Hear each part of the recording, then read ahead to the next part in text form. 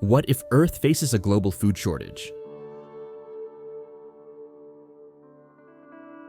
By 2050, the planet will be home to nearly 10 billion people.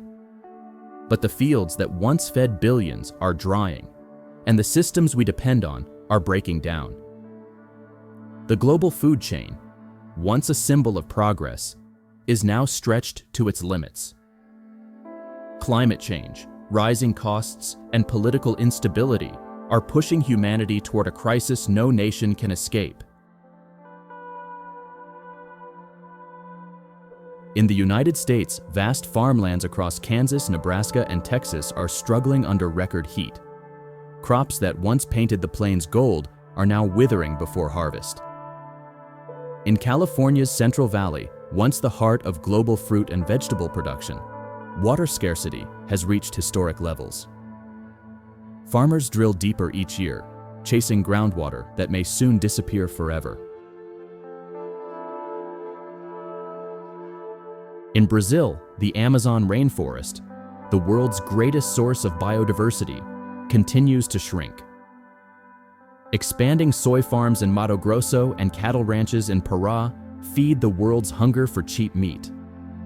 But every hectare burned adds more carbon to the atmosphere, fueling the droughts that destroy the very farms humanity relies on. Across the continent, in Argentina and Uruguay, rivers that once carried food to ports are turning to mud, halting trade and emptying silos.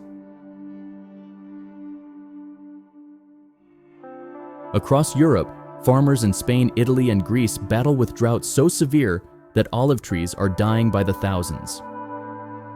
In France, vineyards are being relocated north as summers grow too hot for traditional harvests. Germany and the Netherlands invest in indoor vertical farming, not for innovation's sake, but for survival.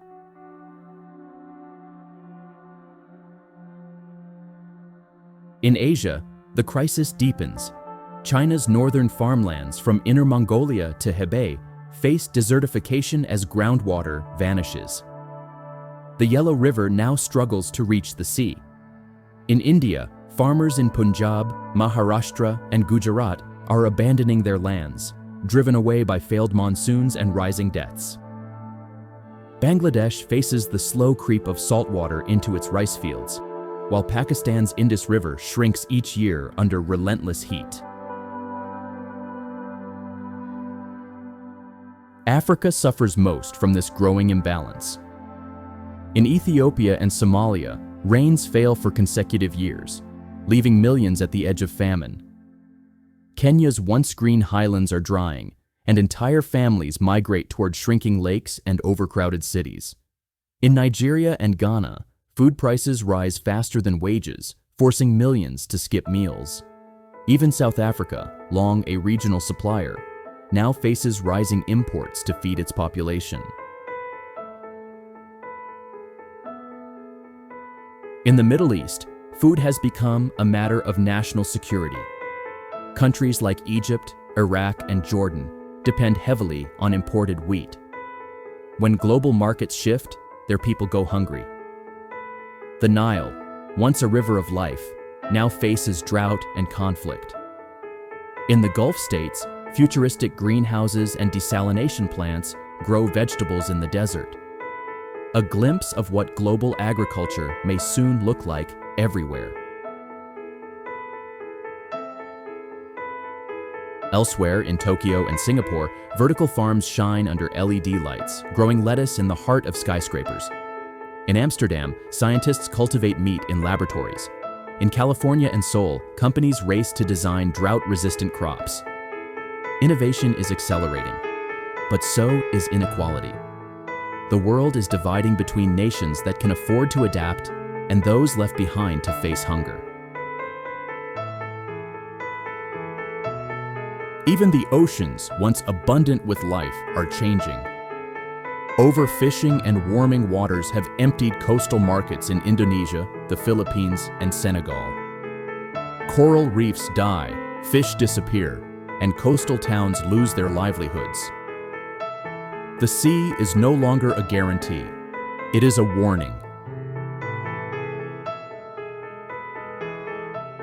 A global food shortage would not only reshape economies, but redefine power itself. Nations will compete not for oil or gold, but for water and soil. Wars may start over rivers. Migration will rise. Supermarkets may ration supplies, and families could once again struggle for bread. And yet, amid all this, hope still flickers. In Nairobi, farmers experiment with solar-powered irrigation. In Copenhagen, entire neighborhoods compost and grow food on rooftops. In Melbourne and Vancouver, people rediscover local farming, turning cities into gardens once again. Humanity is searching for balance, but time is running short. If Earth truly faces a global food shortage, the question isn't just whether we can produce enough. It's whether we can learn to share what we have before nature stops giving it all together.